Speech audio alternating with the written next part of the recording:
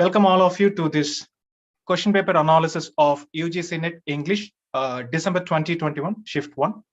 And this is presented by Professor Academy, Chennai. What we are going to do, we are going to discuss, selected questions from this question paper in detail. So that is the purpose. We will try to analyze all the options given there, and we will also look at the logic behind all the questions, right? And in today's class, let's look at question number 1 to 5.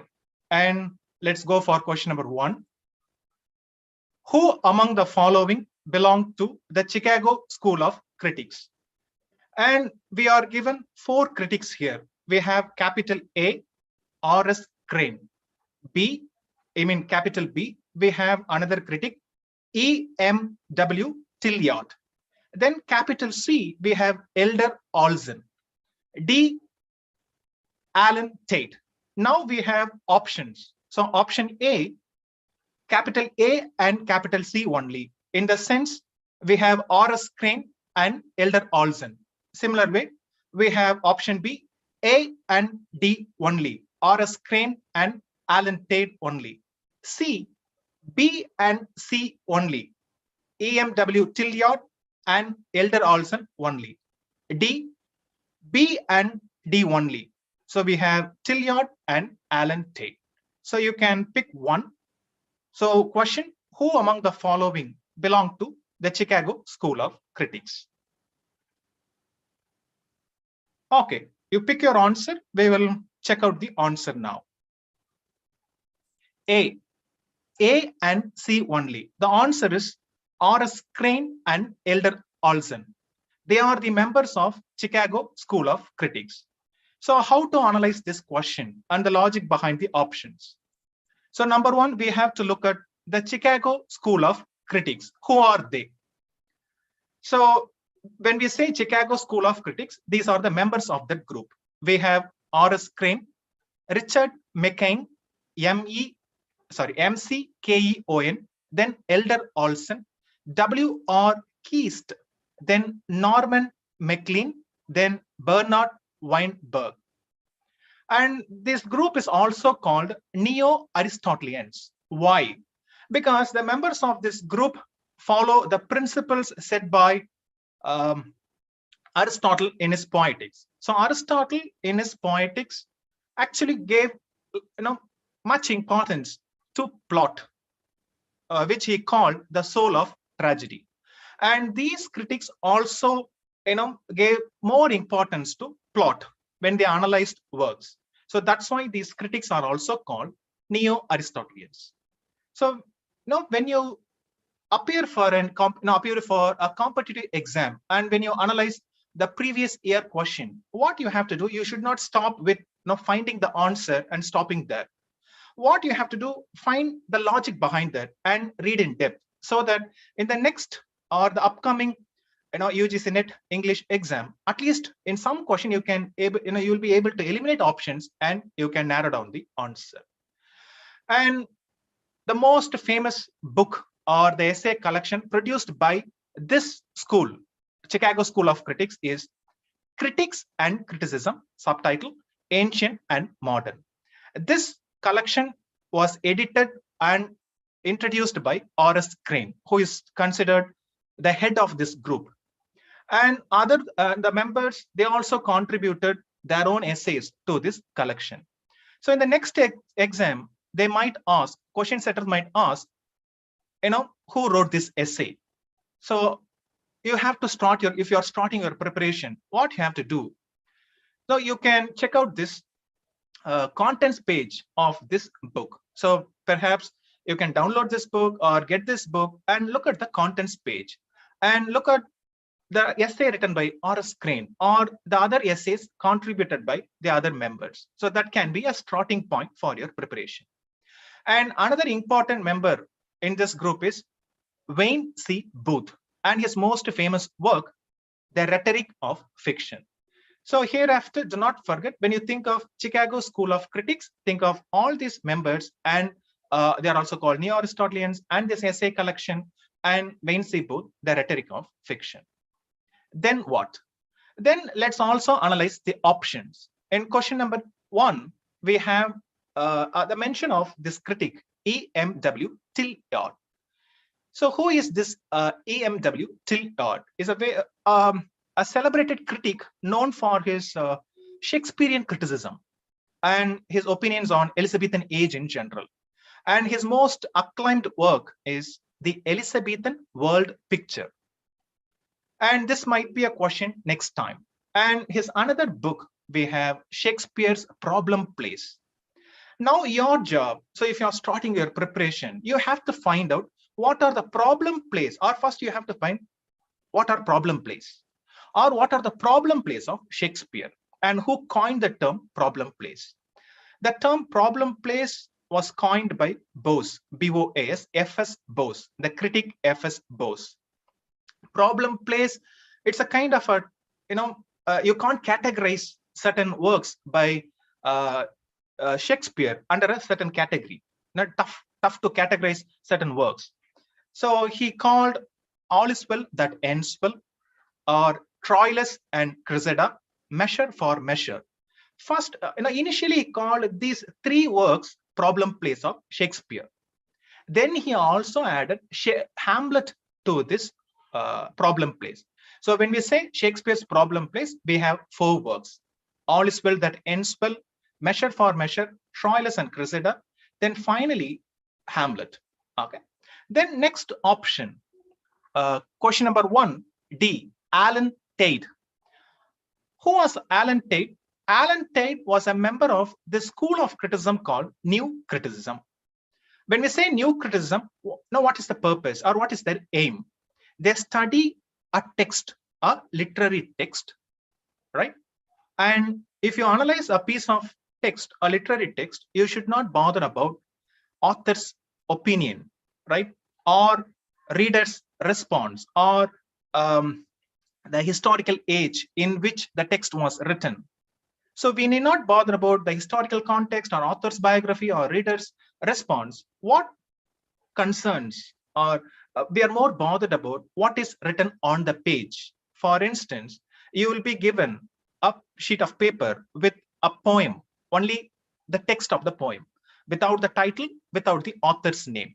What we have to do, we have to analyze the text. And we have to rely only on the words on the page, because we don't know the name of the author, we don't know, in which age it was written. So in this context, we have to rely entirely on the text and we go for analysis. And this method is called practical criticism. And this method was introduced by I.A. Richards, one of the famous members of this school of criticism called New Criticism. And members of this school includes John Crow Ransom, I.A. Richards, Cleanth Brooks, William Empson, W.K. Wimsatt, and M.C. Beardsley. So next time they might ask which of the following are the members of New Criticism, or they might ask are not the members of New Criticism. So if you are aware of this, the school, then you can easily crack that question. And when we think of Alan Tate is known for this essay, often prescribed. If you come across New Criticism, this essay is often prescribed, Tension in Poetry. What do you mean by tension here? And this word is derived from 2 words, extension, which means literal or denotative meaning, intention, which means figurative or connotative meaning. So what Alan Tate did, he just removed the prefix x and in. So we get tension. So he said, in a good piece of poetry, there is a tension between denotative meaning and connotative meaning. There is always a struggle. Because of this struggle, we find that poem interesting. So this is tension in poetry, right? Next time, what you can expect, they may ask who wrote Tension in Poetry, or the essays written by these critics. So if you're starting your preparation, maybe this is a starting point where you just find out the famous essays written by these critics. Now let's check out question number 2. Who among the following considered paraphrase a heresy? Option A, Cleanth Brooks, B. Edmund Wilson, C. I.A. Richards, D. Percy Lubbock. I hope you are able to identify, recognize two critics here, Cleanth Brooks and I.A. Richards, who are the members of New Criticism. We have two different names here, and you can guess. There are some, there's some interconnection between question 1 and question 2. So, okay, let's go to the answer. Option A, Cleanth Brooks. So you can ask, how do I know this? Simple. As I told you before, whenever you come across, whenever you read about a school of criticism and their members, you should also read about their famous essays. For this question might be a simple one if you are aware of just the title of the essay written by Cleanth Brooks. For example, Cleanth Brooks is known for this essay collection, The Well-Wrought Urn, subtitle, Studies in the Structure of Poetry. In this essay, in this collection, these two essays are often discussed or often prescribed. Number one, the language of paradox. So in this essay, Cleanth Brooks, the new critic, makes a statement. He says, the language of poetry is the language of paradox. So take any poem, there are always contradictions. If you make a statement, there is a counter statement to that in any poem, right? So that's his statement. The language of poetry is the language of paradox. So this might be a question next time. So who said the language of poetry is the language of paradox? So if you are aware of this, then that might be an easy question for you. Similar way, this time we got this question from this essay, The Heresy of Paraphrase. If you're just aware of this title, then that question is a simple one. And what is the crux of this essay? Simple. An artistic piece, an artistic work cannot be paraphrased. You can't paraphrase everything that is portrayed or depicted in a piece of work. And if you try to paraphrase that, and that is an act of heresy, as if you're speaking against God, right? So we should not go for paraphrasing. It is tough to paraphrase a poem or novel or anything for that matter, right? Then let's check out the other options in question number 2. So we also looked at I.A. Richards, another prominent member of New Criticism, the school we just saw. When we think of I.A. Richards, we think of his method of teaching, practical criticism, which we just looked at, how he asked students to comment on the words on the given page, a poem without the title and without the author's name or poet's name. And this kind of activity led to something called close reading. Close reading is a technique used by or put forward by I.A. Richards and other new critics. What does it mean? Close reading. So if you are given a piece of work, you have to closely read for its features, literary features. It might be a figure of speech, or it can be a conceit, a kind of a metaphysical conceit, or kind of an image, something else. So whatever it is there, right? Or it can also about meter. So if you go for that, if you closely read words and the relationship between them and the images and everything, that is close reading. And this method was introduced by I.A. Richards, and he documented the responses by students, and he published it as he published all the responses as a book. And that is the book we have, Practical Criticism, subtitle, A Study of Literary Judgment. And in this book, we also have this often discussed essay, the 4 kinds of meaning. Sometimes they simply ask, what are the 4 kinds of meaning? So you have to go and check out that essay, 4 kinds of meaning. By the way, 4 kinds of meaning are sense, feeling, tone, intention. Sometimes they might ask, which of the following are the 4 kinds of meaning discussed by I.A. Richards in his essay? And another famous work by I.A. Richards Principles of Literary Criticism. So in this collection, we have another famous work by I.A. Richards, essay, The Two Uses of Language. What are the two uses of language? That might be a possible, that might be a possible question. What are the two uses discussed by I.A. Richards in his essay, The Two Uses of Language? Number one, emotive. Number two, scientific. So I.A. Richards says, there are two uses of language. One, scientific, in the sense objective, and a kind of a denotative one. You make a statement which is either true or false, right? It goes with science. But when it comes to poetry, our job, poet's job, is not to make a true or false statement. We try to express emotions and feelings. For that, we choose a language which is emotive. Emotive, we try to convey feelings and emotions. So on the one hand, we have scientific, and on the other hand, we have emotive.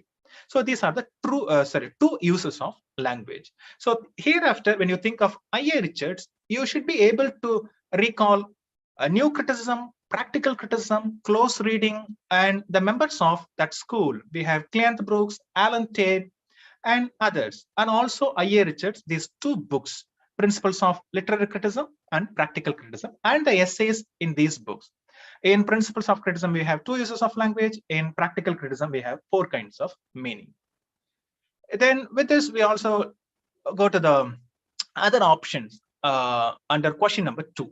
Option B, we got this name, Edmund Wilson. Who was Edmund Wilson? Right? Edmund Wilson was a Marxist critic known for his work To the Finland Station. On the other hand, you have option D, Percy Lubbock, L-U-B-B-O-C-K. Percy Lubbock is a critic known for his take or analysis on the novel, the genre called the novel. And if you want to do a research or study on the novel, then this is a good book to read. The Craft of Fiction. The Craft of Fiction. Fiction refers to here the novel. Even this might be a question next time. If you find this question, maybe if it is one of the options, at least you can eliminate the options. If you're aware, oh, I know The Craft of Fiction was written by Percy Lubbock. Let me eliminate these options. You can go for another option. So every time, if you're appearing for NET exam, and if you're going to analyze the previous, the past question papers, what you have to do, take everything in and make notes, so that next time you will be able to at least recognize these critiques and writers.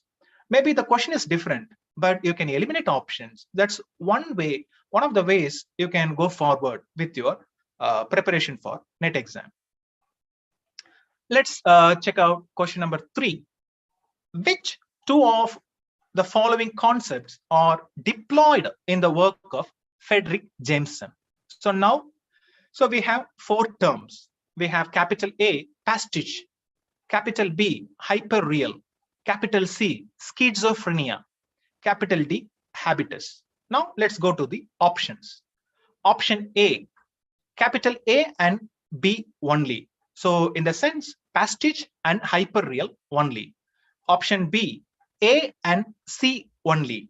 So in the sense, we have pastiche and schizophrenia. Then option C, B and D only, hyperreal and habitus.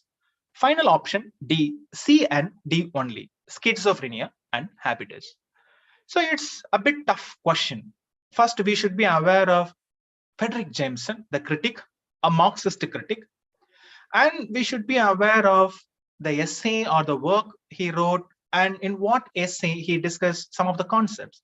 That's one way. Or if sometimes, if you don't know the answer, try to eliminate. So if you have some familiarity with the literary theory and criticism, maybe you can eliminate hyperreal, because that concept was discussed by another critic, which we will discuss. Similar way, habitus. So if you know that, so you can easily narrow down the answer. So let's go to the answer. Answer is actually B, A and C only, pastiche and schizophrenia. But if you just stop yourself with just knowing the answer, then that's a waste of time. And most of teachers or others, when they discuss question paper, they just tell you the answer and leave, and that is a lazy piece of work. What you have to do, you have to understand the concepts and you have to fix it in a context, so that next time you'll not make this mistake, and next time you can identify these concepts, and at least it will be of help to eliminate options, right? So let's understand these concepts. So two concepts, pastiche and schizophrenia. Number one, even there is some mistake in the question, they are not actually concepts. We have this critic, Frederick Jameson. Frederick Jameson, he talks about postmodernism, and he was a Marxist critic. He was very critical of this movement or writing called postmodernism. And his famous work, Postmodernism or the Cultural Logic of Late Capitalism.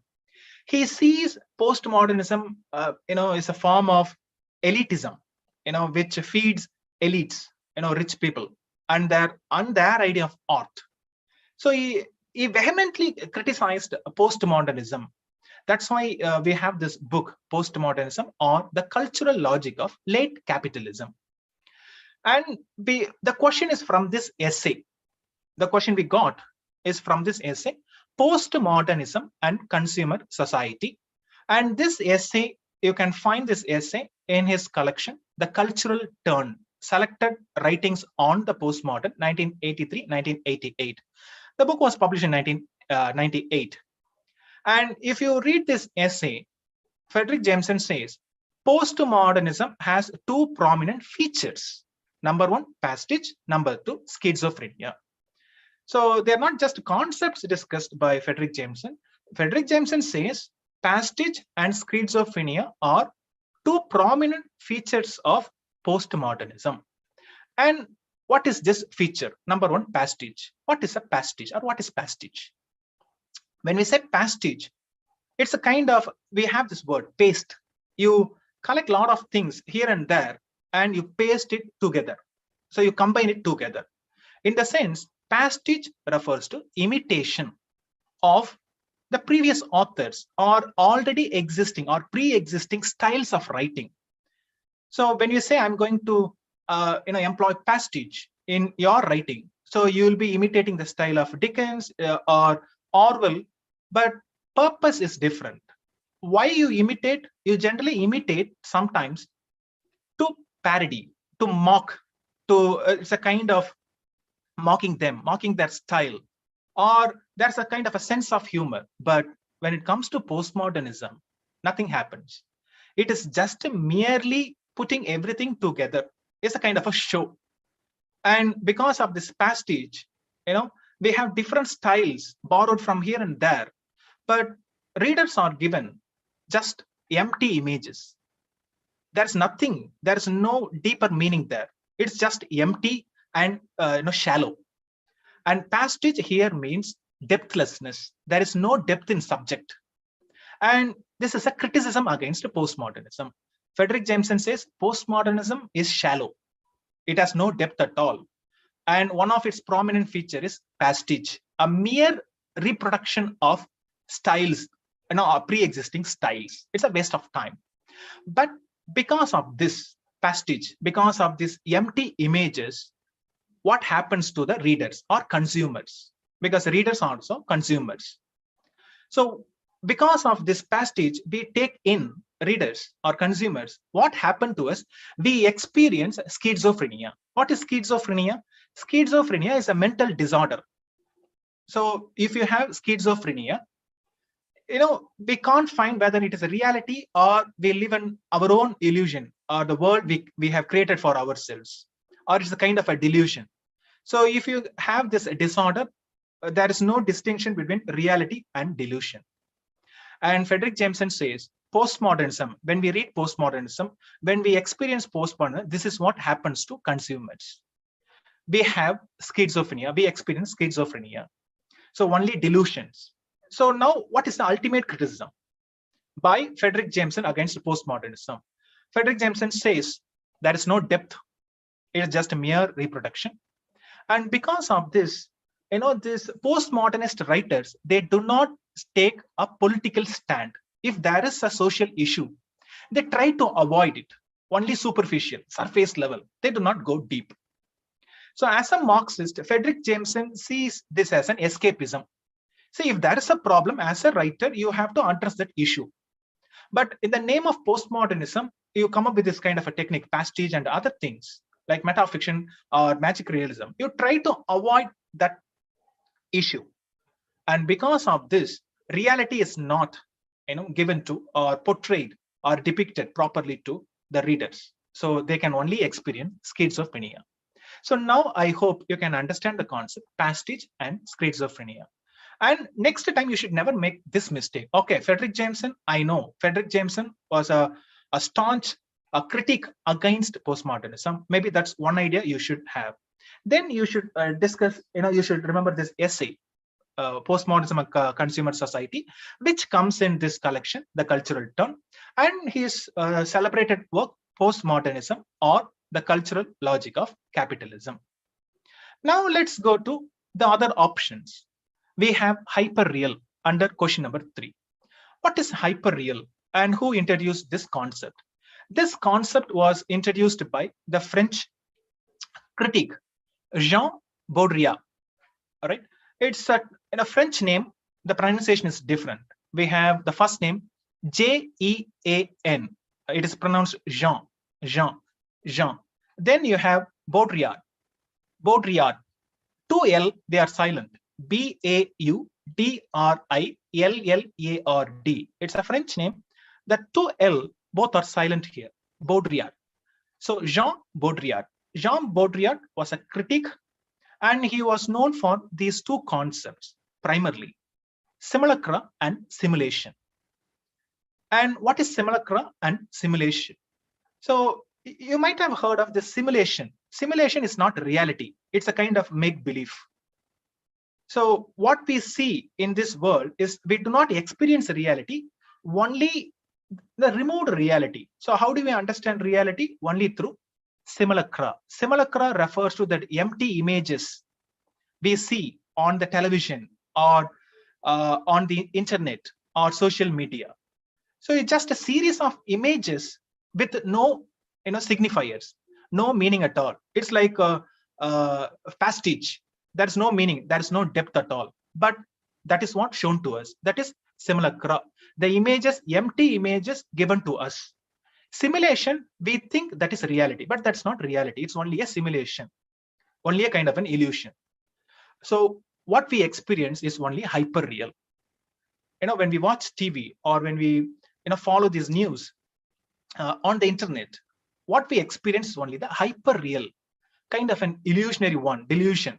It's not the real we experience. So this concept was put forward by Jean Baudrillard, especially in this book, Simulacra and Simulation. Next, let's discuss another concept, habitus, under question number 3. And this concept was put forward by another French critic and sociologist, Pierre Bourdieu, P-I-E-R-R-E, Bourdieu, B-O-U-R-D-I-E-U, Pierre Bourdieu. And look at the essay, the name of the essay. The moment you know the essay, I think it might be a simple question, right? The habitus and the space of lifestyles. And this essay comes in his collection, in his book, Distinction, semicolon, colon, a social critique of the judgment of taste. What is this book about? It's about our taste, social taste. So how do you find a car interesting or wearing clothes interesting or buying things? Because we are trained in such a way, we should appreciate certain things. Simple, your taste, artistic taste. Let's see. So who told us that Mona Lisa is interesting? The painting, Mona Lisa. The Mona Lisa is interesting. We are told. And we are told if you don't find it interesting, then you do not have that sense, that that taste for art or that artistic taste. So we are molded in such a way that we are trained to appreciate art. So that is one of the purposes of education. Why are you educated? you are educated to appreciate art or value, so that you'll buy. For instance, still now, famous paintings, they sell for crores or millions of dollars. Why? Because of this. And how does this happen? It's called habitus. In the sense, habitus simply means it's kind of a habit, right? You can remember the word habit. Habitus. In the sense, what we do, we internalize the social structures. Okay, if I don't find this painting interesting, then people are going to find fault with my taste. Okay, I also find this interesting. We internalize the social structures. Then we start following how we should also go with the society or the societal rules and norms. So that is called habitus. Habitus refers to the social structures and norms we internalize. So that is habitus. And this concept is almost similar to another concept by another Marxist critic, Louis Althusser. We will discuss Althusser in the next question. Althusser, Althusser, Althusser, Louis Althusser. He also came up with similar concept called interpellation. Interpellation. Interpellation. With that concept is similar to habitus. Interpellation refers to how we internalize social norms. Then we follow that norms faithfully. We do not contradict any norms. That's how we live, right? We internalize. We take hereafter, then we take thing for granted. We do not question things when something goes wrong. Okay. So with this, let's go to the next question. With which of these is Ngũgĩ wa Thiong'o generally associated? Right? Ngũgĩ wa Thiong'o, pronunciation N is silent, N G-U-G-I, N is silent, Ngũgĩ wa Thiong'o. Kenyan writer and novelist. Let's look at the options. Option A, decolonizing the body. B, decolonizing the mind. C, decolonizing the polity. D, decolonizing the state. But if we have some familiarity with the post-colonial criticism, then this might be an easy question, because Thiong'o is known for an essay, right? And if you know the title, and that's the answer. Answer B, decolonizing the mind. That's his famous essay collection. So hereafter, when you read about post-colonial criticism, make sure that you read about Ngũgĩ wa Thiong'o. And this is his famous book, Decolonizing the Mind, subtitle, the Politics of Language in African Literature. And in one of the essays in this book, Thiong'o says, we have to abolish the English department. I know it's ironic, but he said, because of this English department, what happens? We forget our mother tongue. And we are decolonized, we are colonized. Our mind is colonized.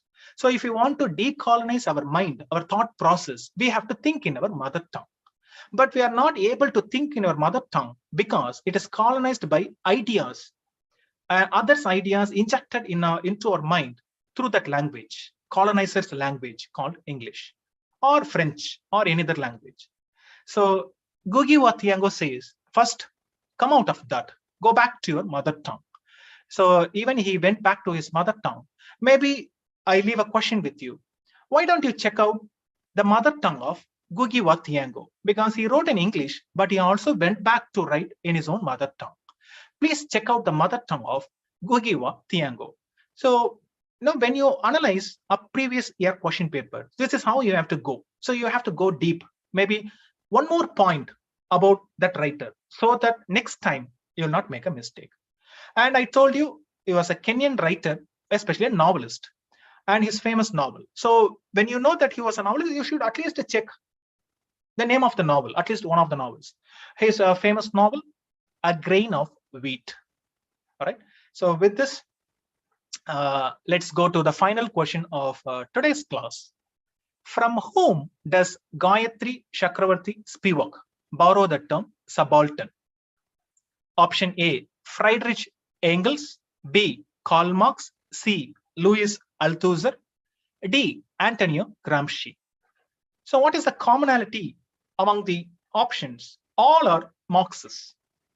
We have Karl Marx and his friend Friedrich Engels.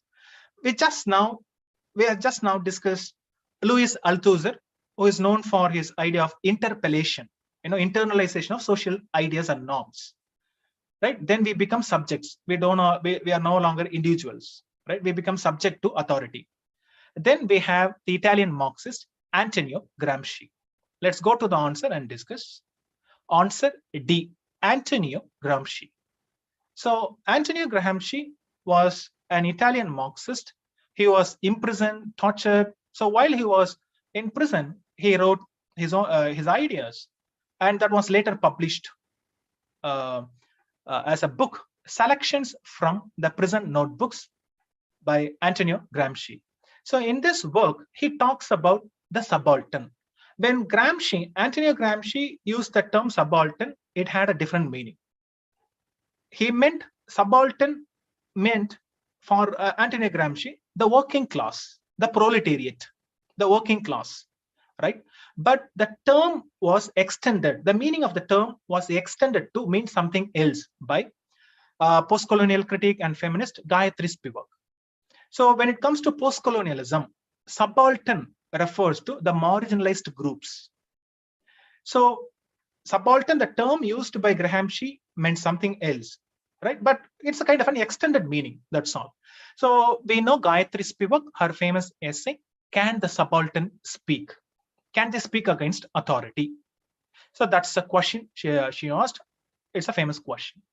Okay, so with this, let's wind up today's class. So what we have done with this 5 questions, we not only analyzed, just the answers.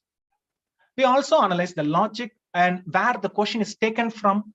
What you have to do once you just go through this, you have to check out the author and the background, or other works by the author, other concepts by the author. So that's how you can build. So you can have, go for a notebook where you can every day you can write, take down points. So see you tomorrow with another 5 questions with in-depth analysis, and this will be of use to you. Thank you so much. If you want to join Professor Academy for NET, UGC NET and SET English, you can contact this number on the screen. You see 75501000920. Thank you so much. Start your preparation and go ahead with confidence. Thank you so much.